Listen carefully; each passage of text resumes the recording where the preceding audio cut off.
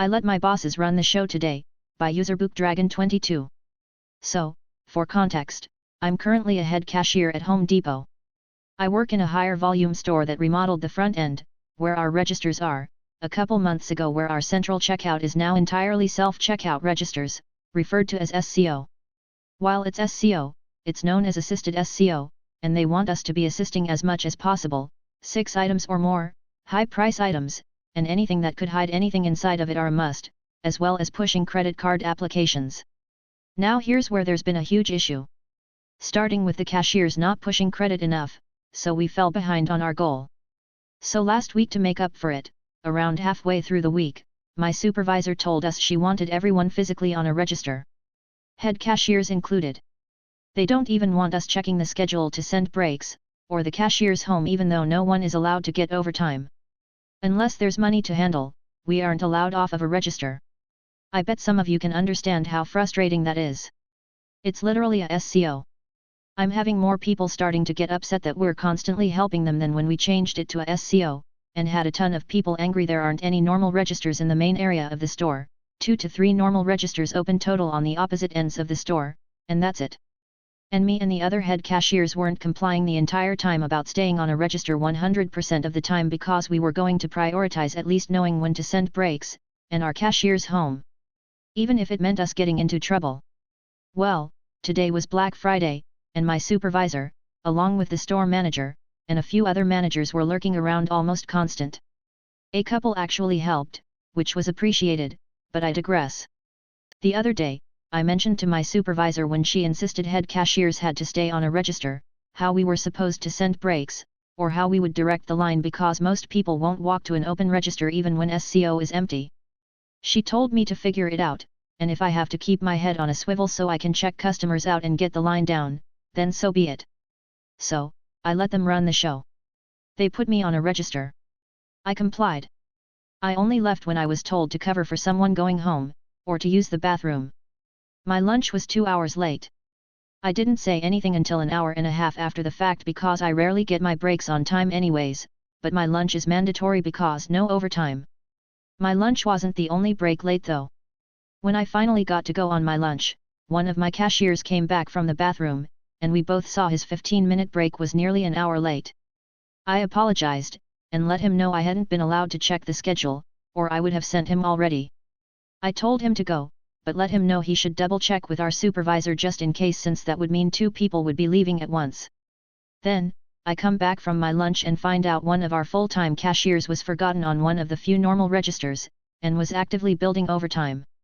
Something, if I was physically there for, would have never happened, as she leaves at the same time every day. Except, I was on my lunch. 2 hours late. Then later, I'm sent to garden to cover a lunch over half an hour late.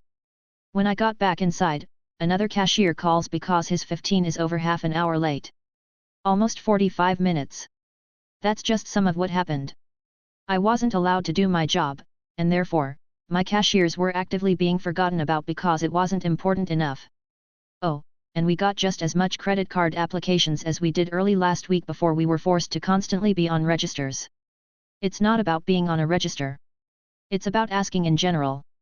Something I may not like, but I do because it's my job. Or at least, it was. After seeing how me not doing my job to comply with dumb rules that makes no sense affected my cashiers today, and the fact I got a call back from another job, I put my 2 weeks in. Just to seal the deal after a shitty day. But I'm happy. I'm leaving Hell Depot, and couldn't be happier. I just worry for my cashiers, who are probably going to continue to suffer with these new rules and regulations, and especially if anyone above them actually complies to them 100%. TLDR, was told to be a normal cashier, so I let my supervisor and managers run the show. Almost everyone's breaks were forgotten about until a minimum of 30 minutes after, and they forgot to send someone home. But hey, I'm just a cashier. Oh wait, I'm not. When coffee is so important, by user Triadnally. Many moons ago, I worked for a building management company in downtown Minneapolis. Part of the position included handling all the parking spot rentals prior to when these would have been on a simple computer screen. They were folders, thousands of them, updated manually with who paid what, whose check didn't clear, blah blah blah. I worked for an eastern New Jersey dude named Frank who was a narcissistic jerk on his nice days and an absolutely heinous individual on his bad days. He's thirsty for coffee one day shortly after I returned from lunch, so he picks up his cup and taps it on his desk. Annoying, I know, Tori, coffee. I am on my way to the back room with about 2 feet of files, so I call out, I'll be right with you, Frank. I take 2 steps, and he retaps, Tori, coffee. I walk back the 7 steps to his office to show him my heavy load, thinking he might not have heard me. I'll be right with you, Frank. I turn and take 1 step out of his office, Tori. 3 loud bangs on the desk, coffee. Now I turn back into his office, pull my arms out from under the files, and drop about 300 folders of data. Contents fly everywhere. I step over the pile, grab his cup, coming right up. I said as sweetly as possible.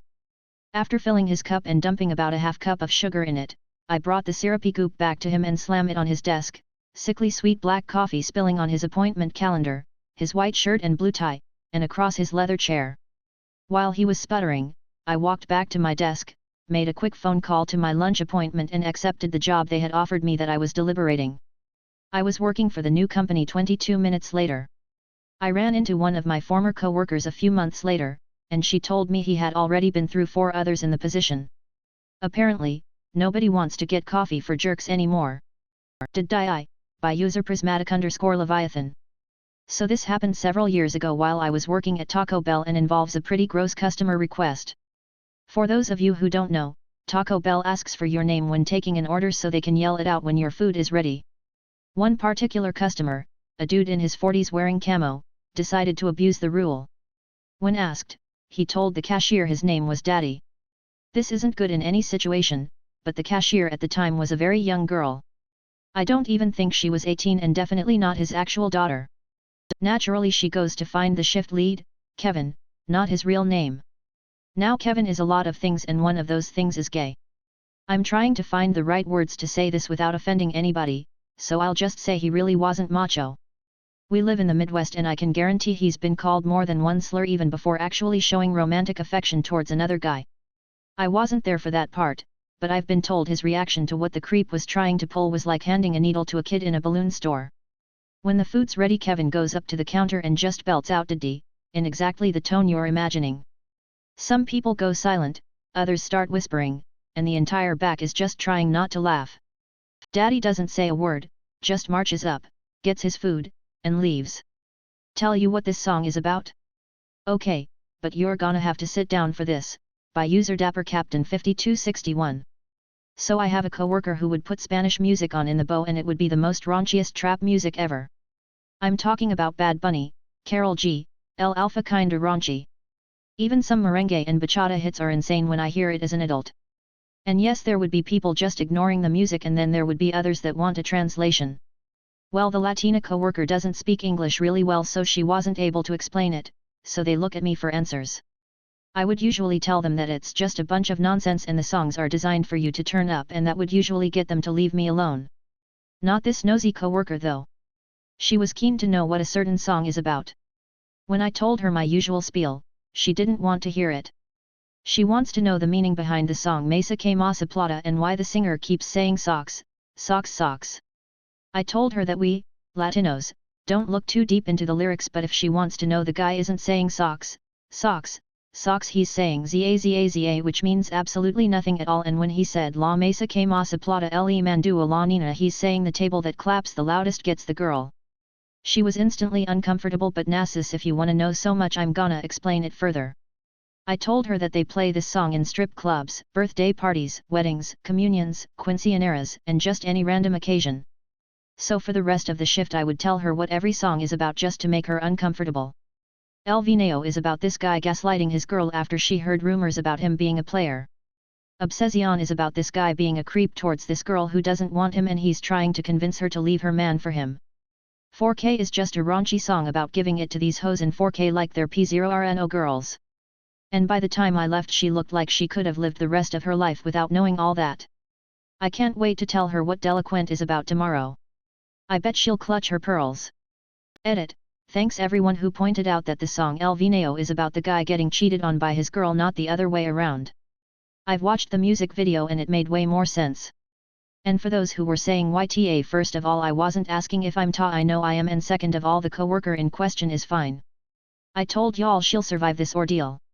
And speaking of which, she was clutching her pearls when she heard someone else explain El Caballito del Palo to her, and I had to tell her that no sexual innuendos are included in this song. The guy just wants to ride a horse. Need me to be more efficient? Okay, here's 100 pounds worth of damage, by user Harley David Sanjay K. I got my first job when I was 16, dodgy family-run business, paid less than minimum wage but whatever. Anyway, there was one manager there who was the definition of middle-aged women hate the younger female co-workers. Let's call her Smudge.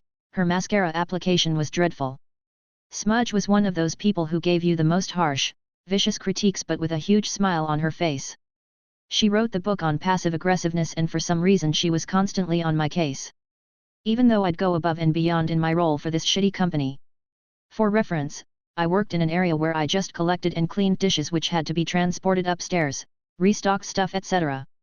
Anyway, this one shift there was a huge rush and I had to run around collecting dirty dishes. The trays were so flimsy it felt like I was piling stuff on cling film.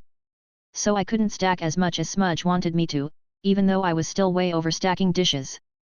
My name, you need to be way more efficient and stack the cups and plates way more than this is just lazy, and pointed to my tray that was about to give way in my tiny 16-year-old girl arms. No problem. I got a new clean tray and went to the downstairs section, which was still heaving with dishes even though I'd made several trips already. But orders are orders. I piled 2 stacks of 10 ceramic plates, 4 thick round mugs, 4 tall slender mugs, and 7 tiny espresso mugs.